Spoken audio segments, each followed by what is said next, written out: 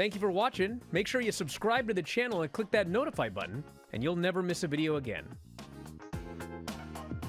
And we had Kyle Fletcher, Daniel Garcia in the final match, and this was also a very good match.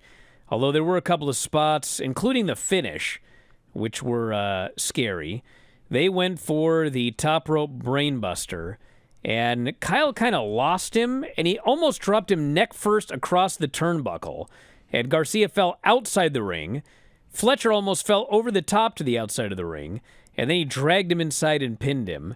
And, man, that was scary. And there was also a brainbuster on the apron where Fletcher That was a scary-looking move, man. Brainbuster, and Daniel's knees hit the mat behind his head. I mean, it probably was fine off that one, but god damn, that looked scary. So they had a good match, lots of heat. And I thought the match was great. I thought it was actually one of the better matches of the tournament. Especially the spot where Garcia had him in the what's the sharpshooter offshoot that he does. The Dragon Tamer. Dragon Tamer, yeah. I mean, he had it really good and, believable enough. People were buying that he could win. And the idea, which is funny because you see it in MMA fights when people do it, like with piggyback chokes and things like that, where he's just leaning back so much to get pressure that he leaned back so much that Fletcher was able to get his head and slam it into the mat. I liked the way they did that spot because it went from, it was a logical thing where he's just trying to get the submission, and by trying so hard to get the submission, he opened himself up to the counter. So that was really well done. So afterwards, Ospreay's music hits, and he heads down to the ring, and they have a stare down.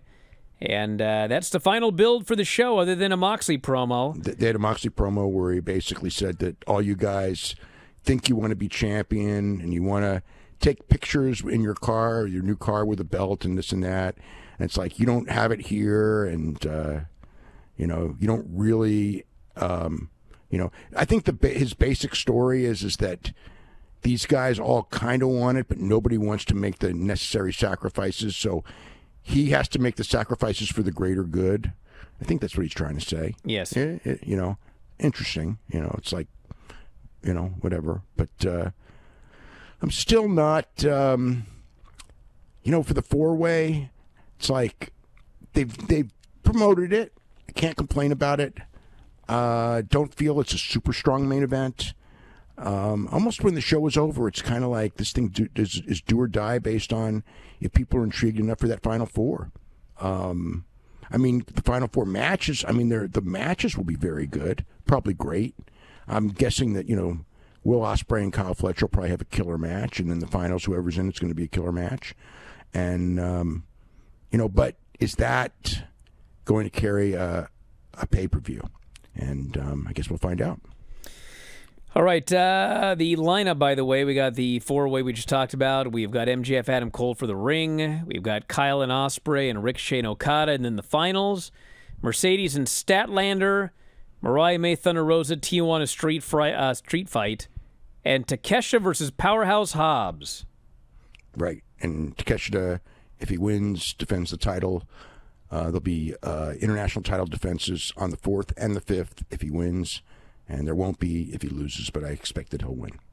Be interesting to see. It's an interesting match. That's the biggest match of Hobbs' career, really, as far as big match on a pay-per-view against a hell of a great wrestler, one of the best wrestlers in the world. And, he's got a chance to have the match of his career. And if it's not a great match, it's not going to anyone's going to blame Takeshi. It's a big, big match for Hobbs. Big, the biggest match of his career. Just a quick note before this free video. If you click like and subscribe, I'd be very thankful.